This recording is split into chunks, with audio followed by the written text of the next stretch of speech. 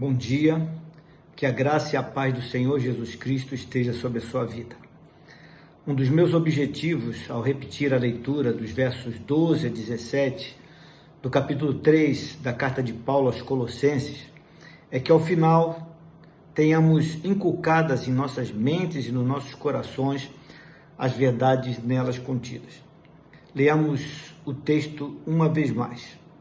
Diz assim a palavra de Deus: Revesti-vos, pois, como eleitos de Deus, santos e amados, de entranhas de misericórdia, de benignidade, humildade, mansidão, longanimidade, suportando-vos uns aos outros e perdoando-vos uns aos outros, se alguém tiver queixa contra o outro. Assim como Cristo vos perdoou, assim fazei vós também. E sobre tudo isto, revesti-vos de amor, que é o vínculo da perfeição. E a paz de Deus, para a qual também fostes chamados em um corpo, domine em vossos corações e sede agradecidos.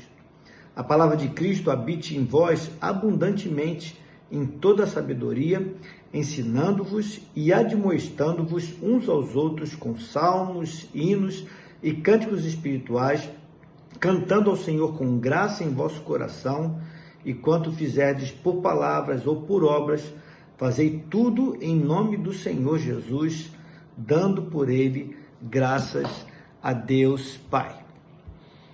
Em tempos de coronavírus, o que não faltam são as palavras.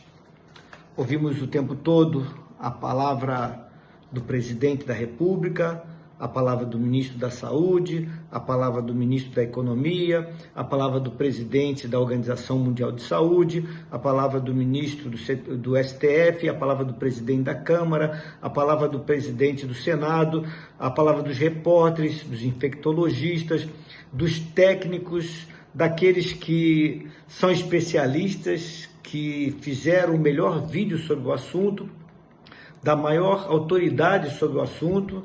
Enfim, são muitas as palavras, tantas que muitas vezes mais causam confusão do que algum tipo de clareza para nós os ouvintes. E cá estou eu, correndo o risco de ser mais um a falar. Só que eu não quero expor aqui, nessa manhã, as minhas palavras, mas quero expor uma vez mais a palavra de Deus.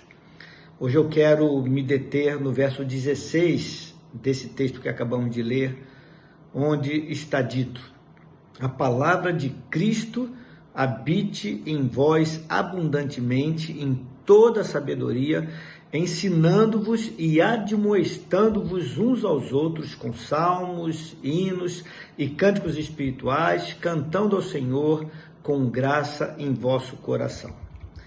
Neste verso, nós temos o sexto imperativo, a sexta ordem que nos é dada da parte de Deus: habite abundantemente em vós a palavra de Cristo. A palavra de Cristo, na verdade, é o próprio Cristo, pois ele e a sua palavra são uma só essência.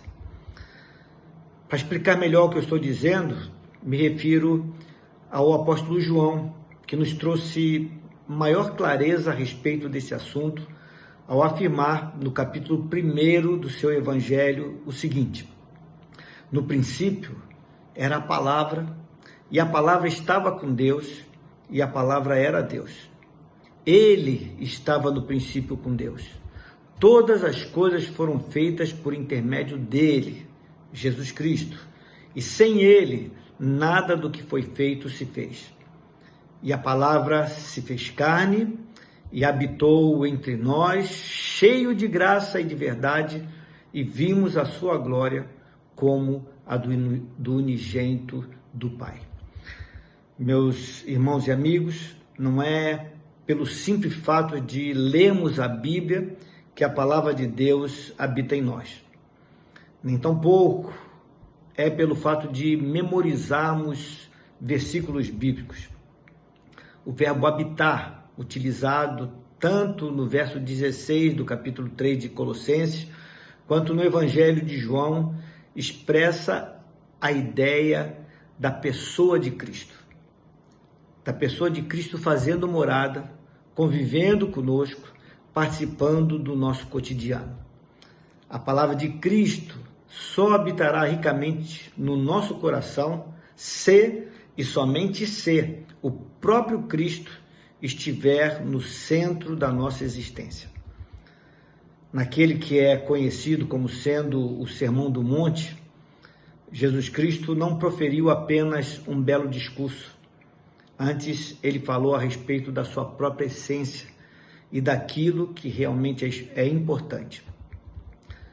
Jesus, no Sermão do Monte, mostrou quem são de fato as pessoas mais felizes, as pessoas mais bem-aventuradas desse planeta. Ele também declarou que os seus discípulos têm de ser sal para esta terra e luz para esse mundo.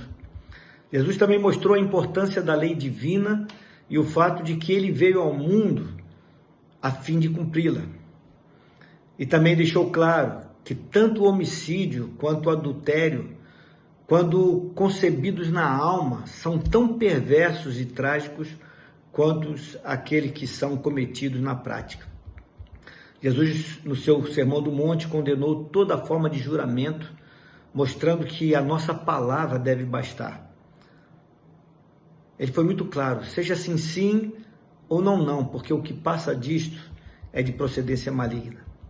Jesus, no seu sermão, ele desautorizou todo o sentimento de vingança, estimulou o amor ao próximo, independentemente de quem venha a ser o nosso próximo. Ele mostrou que toda esmola, que todo jejum e que toda oração devem ser feitos longe dos holofotes das outras pessoas, pois o Deus que vê é quem nos recompensa por tais ações. Jesus, no Sermão do Monte, ele ensinou a oração do Pai Nosso, deixando claro que o Deus Todo-Poderoso, que ouve as nossas orações, é também o nosso Pai, o nosso Paizinho.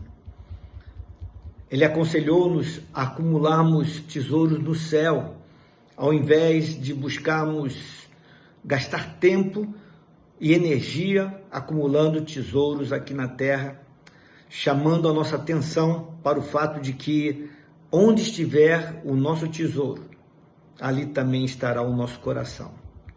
Também no Sermão do Monte, Jesus declarou que devemos exercer um bom olhar sobre as coisas da vida para que sejamos iluminados, porque se o nosso olhar for mau, haverá grandes trevas em nós. Jesus mostrou que nós não precisamos andar ansiosos por coisa alguma, porque se Deus veste as ervas do campo com belas roupas, mesmo sendo elas tão frágeis e efêmeras, de pouca duração, e se Deus sustenta até mesmo os pardais, aos quais os homens quase não atribuem valor algum, muito mais tem Ele cuidado de nós. Este sermão, na sua íntegra, está registrado nos capítulos 5 a 7 do Evangelho de Mateus. Mas ao terminar tal sermão, Jesus fez as seguintes afirmações, e eu peço permissão de vocês para ler essas afirmações. Disse o Senhor: todo aquele, pois, que ouve estas minhas palavras e as pratica, será comparado a um homem prudente que edificou a sua casa sobre a rocha. E caiu a chuva, transbordaram os rios, sopraram os ventos e deram com ímpeto contra aquela casa que não caiu, porque fora edificada sobre a rocha. E todo aquele que ouve estas minhas palavras e não as pratica, será comparado a um homem insensato que edificou a sua casa sobre a areia. E caiu a chuva, transbordaram os rios, sopraram os ventos e deram com ímpeto contra aquela casa, e ela desabou, sendo grande a sua ruína. A rocha sobre a qual o homem prudente edifica a sua própria casa é Jesus Cristo e a sua palavra. É Cristo quem direciona o viver do homem que se torna prudente, porque tal homem o ouve e o obedece. De outro lado, o homem insensato é aquele que despreza Cristo e a sua palavra. Notem que ambos sofrem o impacto das fortes chuvas, do transbordamento dos rios e dos ventos fortes que fazem pressão sobre as suas casas. E o que é que diferencia um do outro? é o alicerce sobre o qual os homens constroem a sua casa. A do homem prudente permanece firme, mas a do homem insensato desaba e se transforma em uma grande ruína. Percebem a importância deste quinto imperativo para nossas vidas?